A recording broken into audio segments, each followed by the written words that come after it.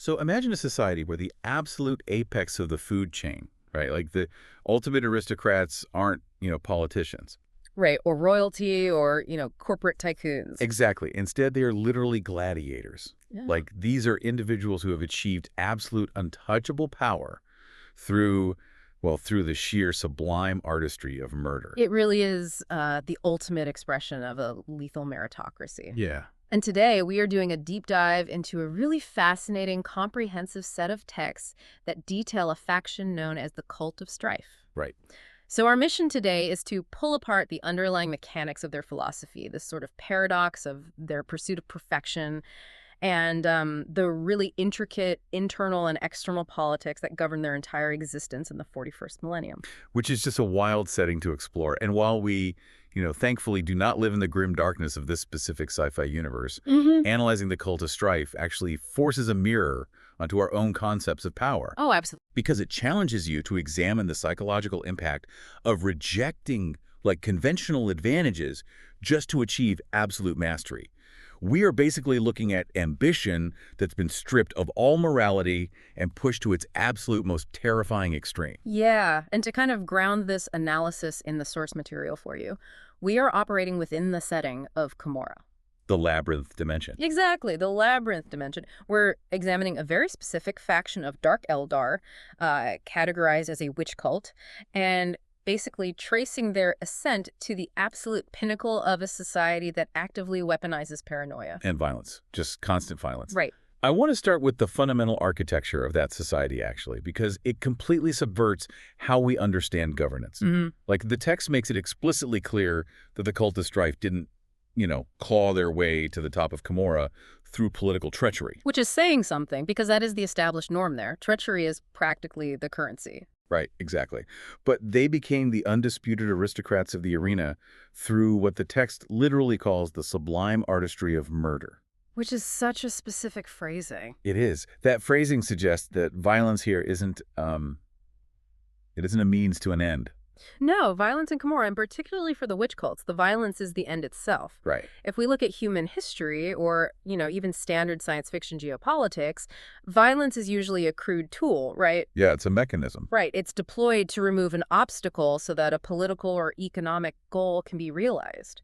But the Cult of Strife completely upends that paradigm. They don't want the obstacle removed to get the prize. Yeah. Removing the obstacle is the prize. Exactly. For them, the mastery of slaughter is the absolute sole metric of societal worth. Wow. And that sublime artistry aspect is critical because we aren't talking about brute force here. Right. It's not just swinging a club. No, we are talking about an entire culture that evaluates lethal precision the exact same way a Renaissance patron might evaluate a Michelangelo sculpture. That is just, it forces you to question how an economy of power even functions when the currency is physical lethality. Right.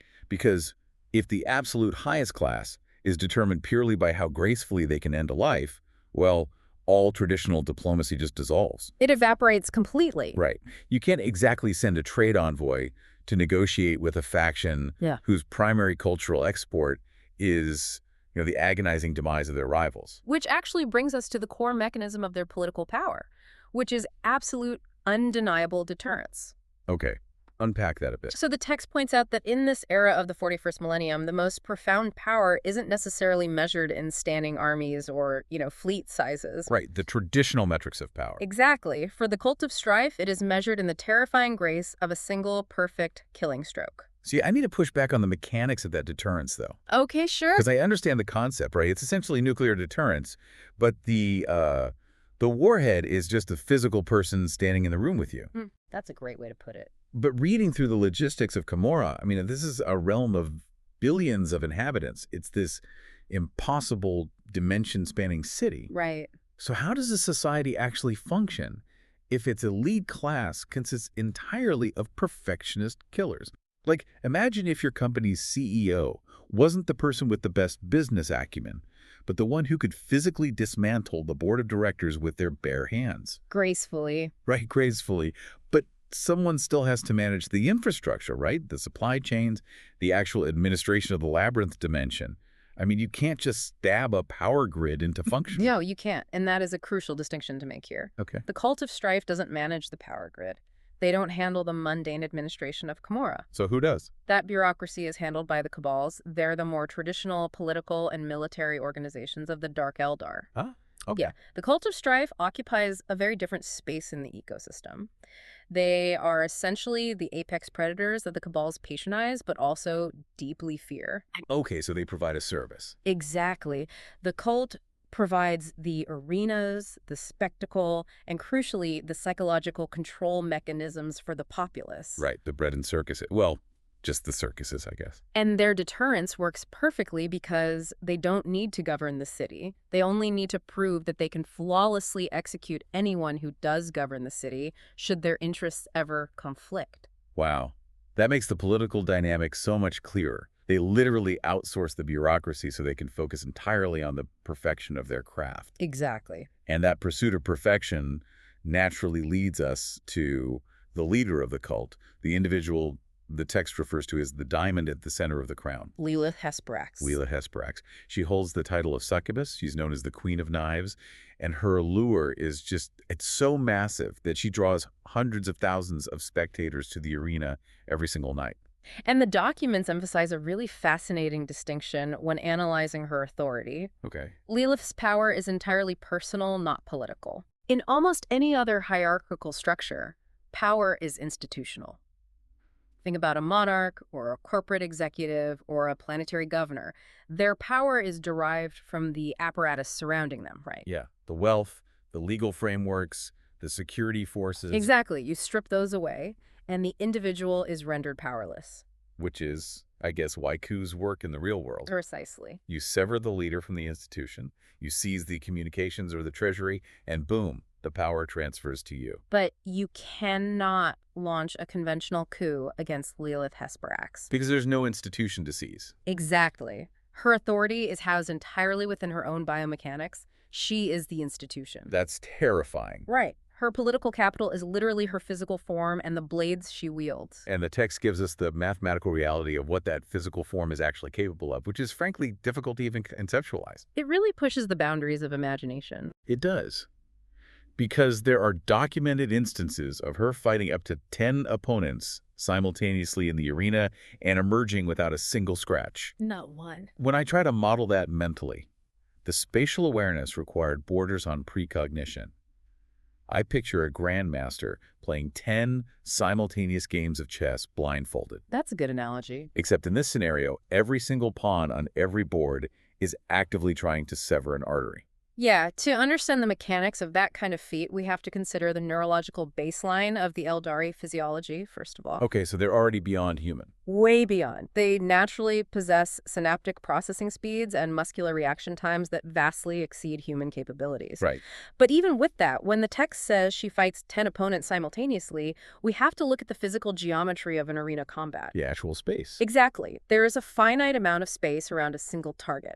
10 attackers mean the angles of attack inherently have to overlap. Right, because if 10 people swing at you at once, they are just as likely to hit each other as they are to hit you. Unless they are highly trained, coordinated arena veterans. Which her opponents invariably are. Exactly. So for Lilith to emerge without a single scratch, it implies she is not merely reacting to incoming strikes. Because you can't just react to that much incoming fire, so to speak. Right. Reactive defense against 10 coordinated, hyper-lethal opponents is just a mathematical impossibility. There are simply too many vectors to parry. So how does she do it?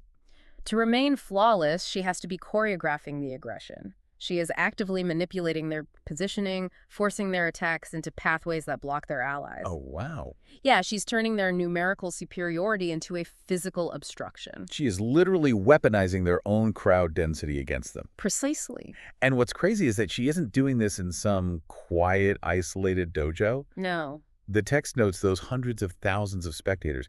This shifts her role from just a martial artist to the ultimate dark celebrity. She is holding an entire stadium spellbound. Every single night, she is conducting this lethal, impossible geometry in the center of a roaring stadium, dealing with the absolute sensory overload of a massive crowd. And that spectacle is deeply functional. It's the deterrence again. Exactly. It is an integral component of that deterrence theory we discussed earlier. By performing these genuinely impossible feats in front of hundreds of thousands of witnesses nightly, she is broadcasting a continuous, unassailable proof of concept. Wow, yeah. Every single spectator who watches her dissect 10 elite warriors without taking a scratch leaves that arena with the fundamental understanding that plotting against the cult of strife is a literal death sentence. The arena is her broadcasting network for psychological domination. Exactly. It's performance art as state security. But here is where the mechanics of her performance become genuinely philosophically terrifying to me. Okay, how so? Because if someone is performing superhuman feats against 10 people at once, modern tactical logic suggests they are utilizing every single available force multiplier. Sure, you'd want every edge you could get. Right. You would assume she is wearing, I don't know, advanced energy shielding or utilizing the absolute peak combat stimulants available in a highly advanced sci-fi setting. And that would be the logical assumption for, 99% of the inhabitants of Camorra. Because they all use that stuff. Heavily. The witch cults are absolutely notorious for their use of combat drugs. They use substances like grave lotus to enhance physical strength or adrenalite to accelerate their neural pathways to just a frantic blur. It's just baked into the culture. It is. These chemical advantages are standard operating procedure in the arenas. Yet the cult of strife, and Lilith specifically, wholly reject them. Like, entirely. Yes. The text explicitly states she considers narcotics a sign of weakness. They value innate skill, speed, and elegance over brute, chemically induced strength. They elevate this blood sport to high art. And this represents a radical, almost suicidal divergence from the societal norm there. Because everyone else is juicing. Right. In a life-or-death blood sport against multiple opponents who absolutely are utilizing every available synthetic enhancement, deliberately handicapping yourself is a profound philosophical statement. It really is. The cult of strife is basically establishing that chemical enhancement fundamentally taints the purity of the art form. You know what it reminds me of? It's like competing in the steroid era of professional sports. Oh, that's a perfect comparison. Right. Imagine competing during the absolute peak of that era, remaining entirely natural, loudly telling everyone you are natural, and still utterly dismantling the enhanced athletes. Just to humiliate them. Yes. Which makes me wonder, is this just pure, unadulterated arrogance, or is it a calculated psychological weapon? It is absolutely both. But the demoralization factor is arguably the primary objective. Okay, walk me through that. Imagine the psychological state of an opponent in that arena, the Crucible. They have administered the most potent combat stims in the galaxy. Their muscle fibers are engorged. Their nervous system is firing at the absolute maximum threshold their biology can sustain without just, imploding. They're at their absolute peak. Right, the absolute synthetic zenith of their existence.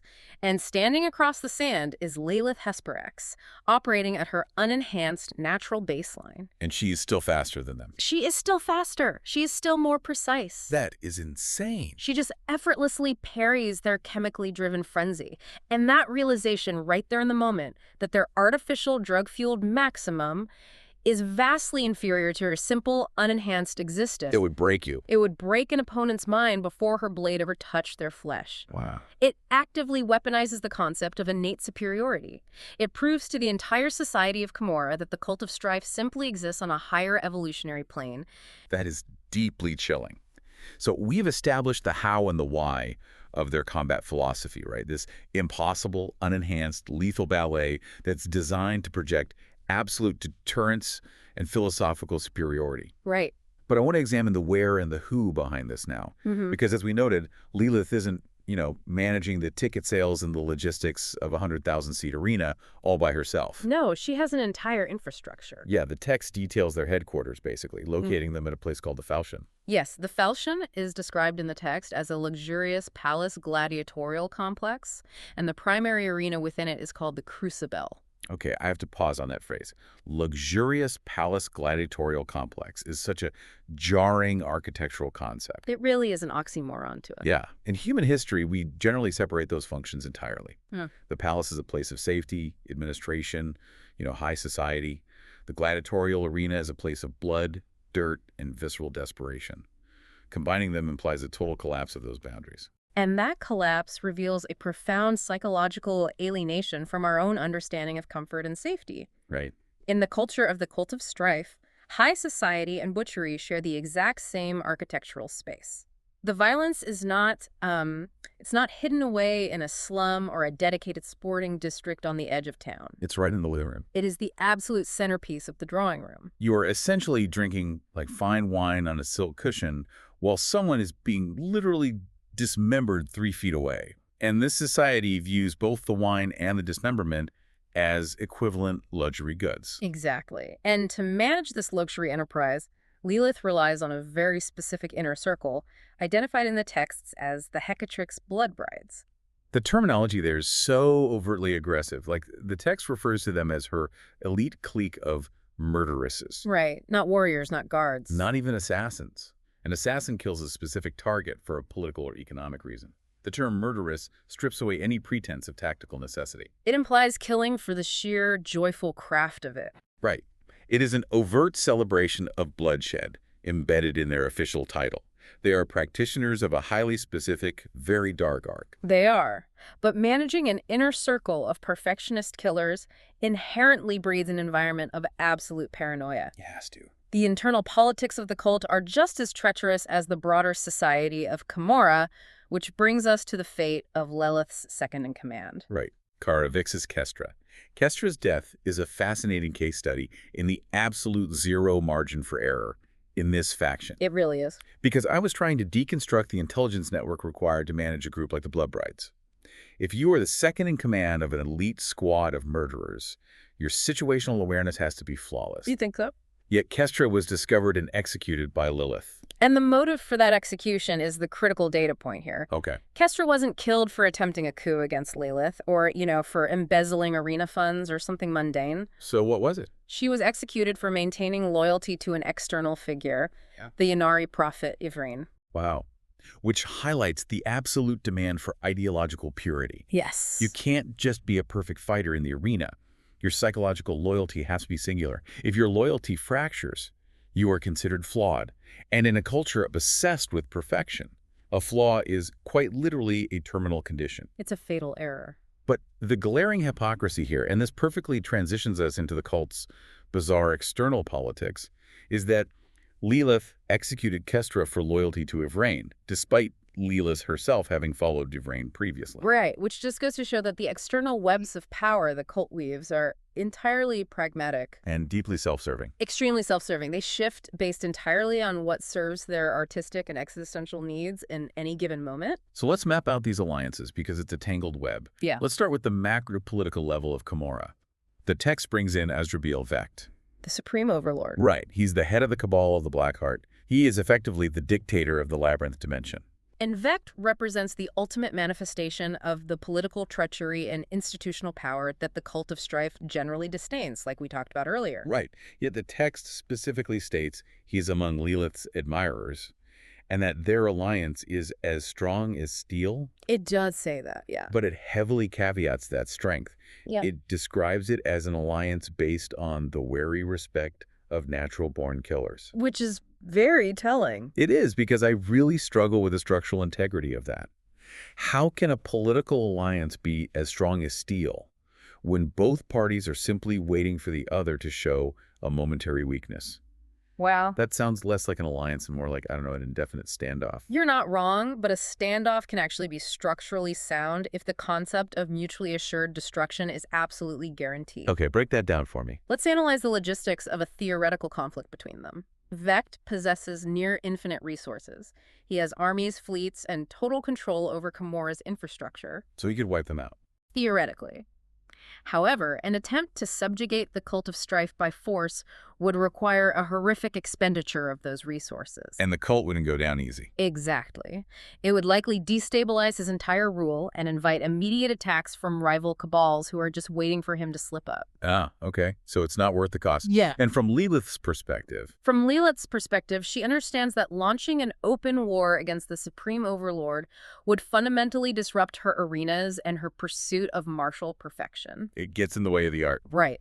So they provide a very pragmatic symbiotic service to one another. Vecht needs the arenas to keep the billions of denizens of Camorra entertained and satiated so they don't rebel. And Lilith provides the highest quality product for that. Exactly. Their alliance is strong precisely because it is totally devoid of fragile concepts like trust or loyalty. Wow. It is built on the solid bedrock of mutual terrifying respect. They recognize each other as apex predators who gain absolutely nothing mathematically from tearing each other apart. That makes perfect sense. That pragmatic symbiosis is logical. But that pragmatism completely falls apart when we analyze her interaction with the Inari, which, to me, is the most mechanically fascinating part of the source material. Oh, it's incredibly bizarre. The text reveals that Lilith and the cult temporarily aligned with the Inari because the prophet Yvraine did something impossible. Yeah. She cured Lilith of a soul thirst that plagues her kind. Yes, and to really understand the magnitude of this event, we have to unpack the mechanics of this soul thirst. Please do, because it sounds awful. The source material frames this not just as like a cultural malaise, but as a fundamental metaphysical affliction of the Dark Eldar physiology. I want to make sure you, the listener, understand the gravity of this. It isn't just a biological crazing like hunger. It's a literal existential entropy. Precisely. In the broader context of this universe, the Dark Eldar are constantly having their souls slowly, agonizingly drained away by a malevolent warp entity, Slaanesh. It is a slow, metaphysical bleeding. And to stave off this terminal decline, they must constantly replenish themselves by absorbing the psychic resonance of pain and agony inflicted on others. So that's why they torture. Exactly. This is the biological and spiritual engine that drives all of Camorra. The arenas, the torture, the cult of strife itself, it all exists as a desperate survival mechanism just to feed this soul thirst. So when Yvraine arrives and actually offers a cure, she isn't just offering a medical treatment. No. She is offering a complete release from the biological imperative that has defined their entire civilization for millennia. She essentially seals the leak in the cup. Yes. Yvraine provided miraculous existential salvation. She literally removed the gun from the head of the cult of strife. Which makes Lilith's subsequent reaction entirely baffling from a human psychological perspective. It really does. Because think about it. You receive salvation from a species-wide plague. You owe this prophet a massive life debt. Yeah. But the text states that Lilith eventually she just grew bored. She abandoned the Inari cause, she returned to the blood and sand of Camorra, and she executed Kestra for holding on to the very loyalty Lilith had just discarded. That's like someone handing you the cure to a terminal illness. You take it, and then you wander off halfway through their victory speech because you'd rather go look for a really good fistfight. It is wild, but the psychology of that boredom is actually the defining characteristic of her mastery. How so? Lilith received the ultimate gift, right? Peace. But the text reveals that for a being who has reached the absolute apex of lethal perfection, peace is akin to sensory deprivation. Oh, wow. It implies their physiology and their psychology are so intertwined with the extreme highs of edgewalking that removing the threat of the soul thirst actually damaged her sense of purpose. Exactly. A cured soul, if it must sit idle and adhere to a unified diplomatic cause, which is what the Inaris are attempting to build, is a stifled soul. Right. The salvation was completely uninteresting to her because it lacked the sublime artistry she craved. She doesn't want to be safe. Safety does not produce art. So she discards salvation because it's boring. She returns home. She cleans house by executing her second-in-command just to reestablish absolute control. Right. And what is her next objective? What is the ultimate goal for an artist who has already achieved absolute perfection, fought 10 opponents blindfolded, and rejected literal spiritual salvation? The text outlines her current personal quest, and it aligns perfectly with this desperate need for extreme stimuli. She has returned to Camorra specifically to prepare for a duel with a figure known as Lucius the Eternal, who is identified as a Slaaneshi champion. Yes, and she believes this will be the greatest duel Camorra has ever witnessed. We really need to analyze the mechanics of why she chose this specific opponent, because the text gives us the label Slaaneshi champion. Slaanesh being the very entity responsible for the soul thirst she was literally just cured of. Yes, Slaanesh is the god of excess, obsession, and this twisted sense of perfection. To be a champion of this entity means Lucius is at the absolute zenith of martial capability, and he's fueled by dark, warp-based magic. So he's not just a guy with a sword. Not at all.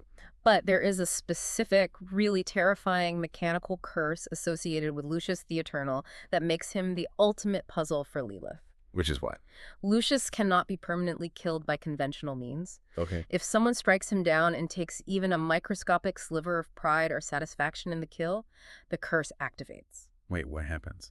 Lucius's soul literally invades the killer's body, slowly mutating them from the inside out until they transform into a newly resurrected Lucius. Oh, wow.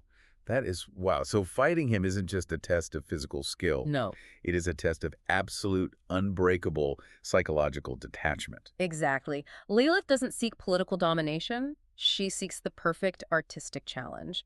Lucius represents an impossible canvas. Right, because how do you kill the ultimate champion without feeling a little bit good about it? To defeat him permanently, she must dismantle a supernaturally enhanced champion of a dark god, and she must do it with such complete, icy emotional emptiness, without a single drop of pride in her own perfection, that the curse cannot find any purchase in her soul. That brings our entire analysis full circle. She wants to see if her sublime artistry of herder can mathematically bypass the curse of a god. That's exactly it. It totally validates everything the text claims about the underlying philosophy of the cult of strife.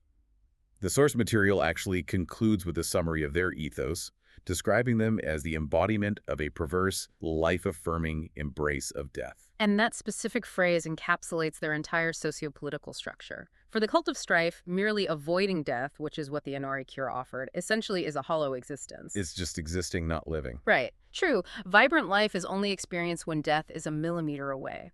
The text basically argues they are artists whose chosen medium is the agony of their victims, and the canvas is their own physical survival. I think about how, like, a sculptor must understand the exact tensile strength of clay, right? Mm-hmm. Or how a musician must understand the physics of sound waves. Mm-hmm. The cult of strife looks at the physiological and psychological breaking point of a living being and says, that is my raw material. I will shape that into a masterpiece. And to do that requires an absolute surgical detachment from empathy. Because empathy, especially in the Crucible arena, is a fatal vulnerability. It slows you down. Empathy causes hesitation. Hesitation ruins the geometry of the strike. Their existence is this terrifying expression of the belief that true mastery simply cannot be achieved in a sterile, safe environment.